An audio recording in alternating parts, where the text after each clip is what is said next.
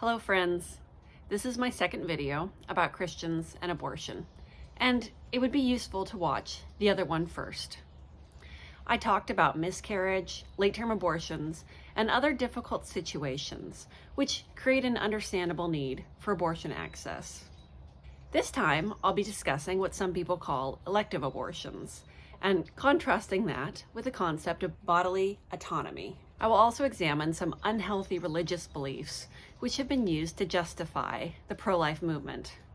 I'm going to take my time to break down these thoughts and walk through the implications. I'm continuing to try my best to have thoughtful conversations. I want to address a criticism about my first video.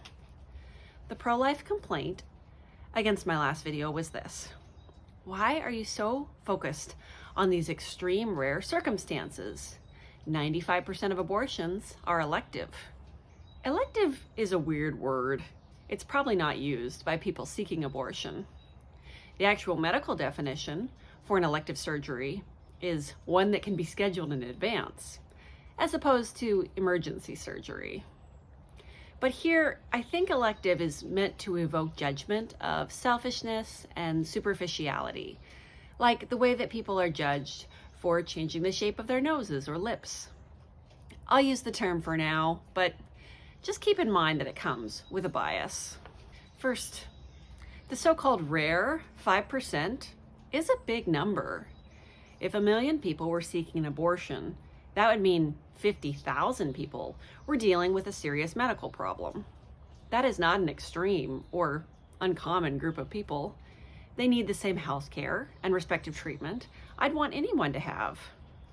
I also don't think it's okay if 5% of people get punished because lawmakers think 95% of the group committed a crime. As I covered in my last video, yes, people with catastrophic pregnancy complications and miscarriage complications are being punished by pro-life laws. I question the 5% statistic anyway. I think it's much higher. This low number is promoted by the pro-life movement. Here's a graph from liveaction.org, a leading pro-life activism group. As you can see, there are these tiny percentages for rape and incest, life, major body function, fetal abnormality, physical health, then a giant 95.7% majority for elective and unspecified reasons. As far as surveys go, I find that ambiguous. Unspecified could mean it is one of the reasons you mentioned, but I don't want to tell you that. Or I have a reason, but you didn't give me an option for it. Clearly they aren't using elective as the medical term, and they want us to be dismissive of this 95%. There are more detailed surveys. I was pleasantly surprised with a recent article from conservative action group Focus on the Family. They shared this set of statistics and linked it back to Guttmacher, a research and policy organization that has pro-choice conclusions. This is a much better way to have a conversation. Agree on basic data first. This chart has a variety of numbers. A pie chart only allows people one answer to the questions. So I'm glad they used a bar chart instead, which allows multiple answers to a complex question and communicates the data better. 1% rape, 8% physical harm, 40% too many kids, 48% single parent, 73% financial concern, and 76% education and work. These are still broad categories, and they can vary a bit from year to year or survey to survey. This chart shows how there are many reasons why pregnancy and delivery could be very challenging.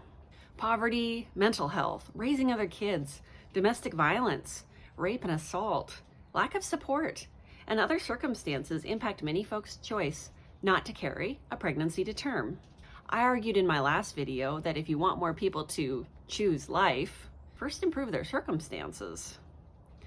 I know it's easier to tell people to fix their own lives individualistically, but as a Christian, I believe I am my brother's keeper, and people need help. None of us are self-sufficient.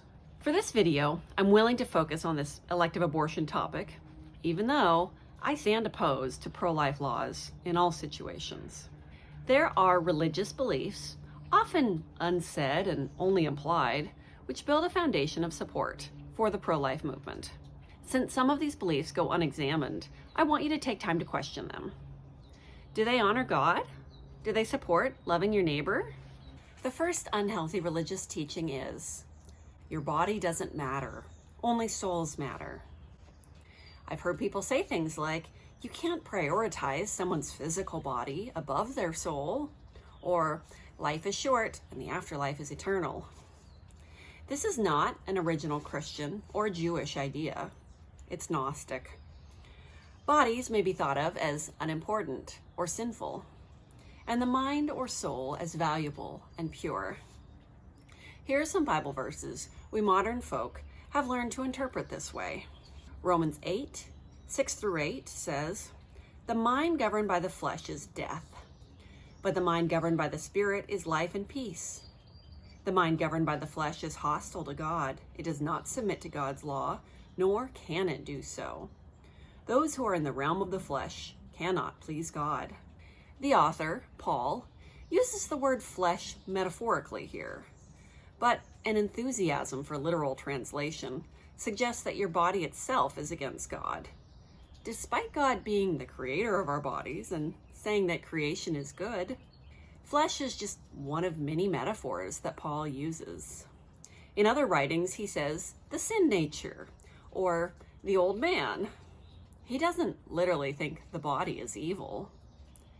Yet, we have the idea that any emotional or physical pain from pregnancy and birth should be ignored, just like we ignore other kinds of suffering. This is an especially weird teaching when applied to abortion. Even when I considered myself pro-life, I took this belief to its natural conclusion. Only the soul matters, and the aborted soul would go to heaven. If the parent's life doesn't matter, the fetus's life doesn't matter either. I'm not saying this is the correct theological framework. I used to interpret it that way, and my religious teachers did not give me a satisfying answer to it. Pro-life organizations do not like this thinking, though. Instead, this belief is a way to dismiss any concern for the body of a pregnant person. If your body doesn't matter, your choices about your own body don't matter much either. So that makes it easy for religious folks to belittle the idea of elective abortion. Perhaps the pro-life movement might consider elective to mean not medically necessary. That's already hard to measure. The U.S. is currently struggling to write laws around what is medically necessary, and cautious doctors have left suffering patients untreated for fear of losing their medical licenses. Again, see my last video and new links below. Let's make a better definition for elective, based on the reasons people actually give for seeking abortions. There is a wide variety of opinions on what exceptions are valid, but most pro-life people agree there should be some exceptions. Taking all these exceptions together could create a definition of elective. Elective implies that there's no bad, extreme, or challenging circumstances in a pregnancy. Someone could have a baby, they simply don't want to. Let's look at this hypothetical elective abortion woman. She doesn't have any of the challenges from these surveys. She's in her 20s, healthy, able-bodied, and unlikely to have medical issues. Although you can never be sure, and even a normal, healthy pregnancy has a list of side effects longer than a pill commercial. She has a faithful partner who would be willing to commit and raise a child together. She has a steady income, savings, guaranteed maternity leave, good health insurance, and money for daycare or babysitting. She has family and community support. I cannot imagine 95% of people seeking abortion fitting this mold. I could imagine it being the opposite, that maybe 5% of people are having a purely elective abortion. And I kind of think I'm going too high on that as well. Now, pro-life laws punish even people who have wanted pregnancies that have gone wrong. They also punish people who don't have some of these extreme reasons. Either way, the unhealthy religious belief behind this is women should sacrifice themselves. The Bible says in John 15:13, "Greater love has no one than this, to lay down one's life for one's friends." Sacrifice can be a wonderful, beautiful thing, but it should be a choice, not forced. Lots of pro-choice parents also sacrifice themselves in many ways for their children. Difficult pregnancies and births, challenges in upbringing, and then more extreme examples like jumping in front of a car to save a child. People pursuing abortions are often called selfish. There's an expectation that you should be giving up your body, no matter the circumstance. It seems to apply more to women, but many situations include men too, going to war or working back-breaking and risky jobs. I question if this is healthy. I bet you can think of some unhealthy circumstances where people have sacrificed themselves, years of living with an abusive partner, or enabling an addiction, or just financially supporting someone who burns through money. Not all sacrifices are good. Worthwhile sacrifice takes discernment. I remember an article in a Christian teen magazine a long time ago. The magazine isn't archived online, but I'll share a link to similar stories. A mother with several children was already pregnant when she got a cancer diagnosis. The treatment would cause a miscarriage, and as a Christian, that was not an acceptable option for her. So she made a choice: delay treatment until after birth, even though it would likely leave all of her children without a mom. And it did. The article had a heart-rending picture of her kids, older now, the youngest holding a photograph of the mom they'd never known. When I read this as a teen, I had mixed feelings, and I couldn't really examine or process them. There was a small secret feeling of horror because I wasn't allowed to question the pro-life stance. The message to teens reading the magazine was clear. This was a good mother, making good sacrifices, and if you're ever in this situation, you're expected to act the same way. Sorry, I know I'm focusing on extremes again. They are so hard to avoid in this issue. These beliefs impact every choice.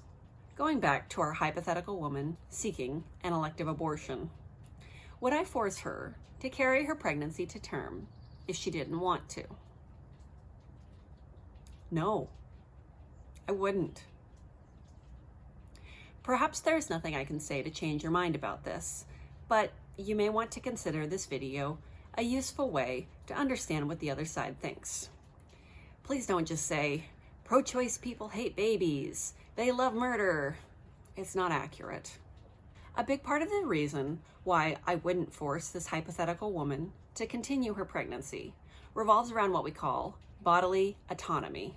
Pregnancy is a touchy subject, but consider some other bodily autonomy issues. You can't be forced to donate blood, donate your organs, be experimented upon, even after death. Yes, a corpse has rights of bodily autonomy. Maybe this list feels unfair to you. Those things save lives, after all. You also have the right to set a do not resuscitate rather than be hooked up to life support, to decide how your remains are disposed of, to reject blood transfusions, to get different options for organ donation. For example, some faiths and cultures believe pigs are unclean. This list could seem unreasonable too. If my loved one were dying because they refused a blood donation, I'd have a hard time respecting their wishes. I'd be begging them to change their mind. I acknowledge it is a hard thing when other people make choices about their bodies that I don't like. But it's also not a good rule that I should be the one who decides what to do about others' bodies. Pregnancy involves sharing your body with someone else. It's a little bit like being an incubator or a life support machine. Pro-lifers often say that abortion is murder, but I think it's more like pulling the plug on life support. That can also be a controversial and stressful topic, but it is different than murder. Our hypothetical woman doesn't want to be an incubator. She doesn't want to be a life support machine. Why? I don't know. I don't think she needs to justify herself to me. Likewise, I wouldn't demand that she donate her organs. Her body belongs to her, and she gets to decide what to do with it. To me, this sounds like the opposite of another unhealthy religious teaching. Your body doesn't belong to you. It only belongs to God or your husband. 1 Corinthians 6:19 through 20 says your body belongs to God. Do you not know that your bodies are temples of the Holy Spirit, who is in you, whom you have received from God? You are not your own. You were bought at a price. Therefore, honor God with your bodies.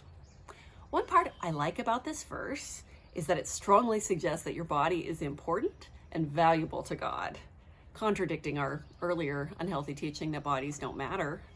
1 Corinthians 7:4 suggests that your body belongs to your husband.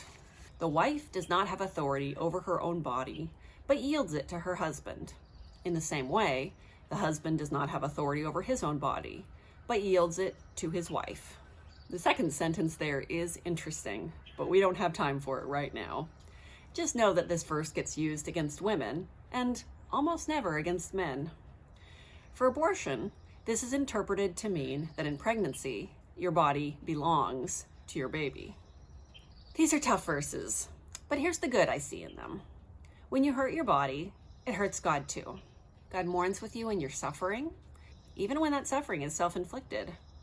And God can see the long-term consequences to your body and soul when you make bad choices with your body, even if they seem fun or harmless at the time. Now, some people want to take the role, or even go further than the role of God, and legally control what others do with their body and make decisions for their future, which I consider to be a problem. Likewise, the second passage creates a relationship for shared suffering or shared joy between a married couple. If you cheat on your partner, it hurts both of you. If you assault your partner, it hurts both of you. That's how I read it anyway. I have heard many people say this means you need to have sex with your husband whenever and however he wants it. That goes back to the idea of sacrifice, with the sacrifice becoming a requirement rather than a choice. I believe the obligation of surrendering your body for physical intimacy isn't going to build trust or love in a romantic relationship. And being forced to give up your body for pregnancy doesn't create a positive start in a parenting relationship. Choice is what makes a difference. Chosen sacrifice can be wonderful. Choosing to share your body can be wonderful. The first time I was pregnant, I actually mostly enjoyed it. I worked really hard to get pregnant with medical intervention. I later forgot the tough parts of pregnancy because for me, the big picture of getting to be a parent was so good. Skydiving is thrilling to someone who wants to skydive, but it would be torture to be pushed out of a plane. Camping is fun, but being homeless is not. Having sex with someone you adore and trust is wonderful, but being sexually assaulted is traumatic and painful. The difference between choosing to do something and having it forced on you is the key. Pregnancy lasts long enough that there is time to reflect and consider how one feels about it. For some people, something that starts as an unplanned and unwanted surprise can grow into a welcome delight. That's great. But it's not a guarantee, and the person who is experiencing it is the only one who can decide how they feel and what they want to do about it. I'm not saying you have to like bodily autonomy or all the decisions someone else makes about their body, but it is their decision to make. In my last video, I talked about how pro-life laws don't have exemptions for medical circumstances and miscarriage care. They are designed to punish people and are based on the unrealistic optimism that pregnancy always leads to loving family and a better life. They're also simply designed around the idea that anyone with a functioning uterus should want to be pregnant and give birth. But when people say they don't, we should believe them.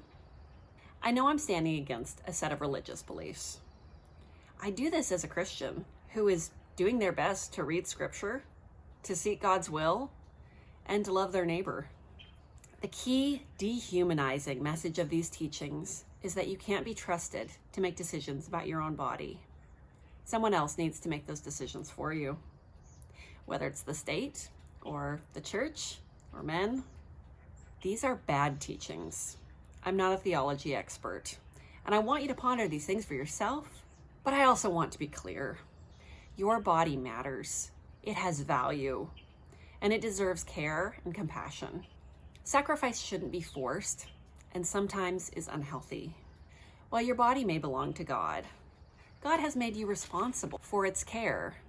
While you may share your body with a partner That doesn't mean you give up the responsibility of decision making. Bodily autonomy is the law here in America, even if it isn't always respected or obeyed, but many religious people argue against it. I do believe your decisions with your body are between you and God. I also think it's good to get input from your doctor. Getting advice from friends, family, faith community can be great as well. But here, once again, our focus is on laws which restrict choices. Please don't read scripture in a way that takes away the body rights of others.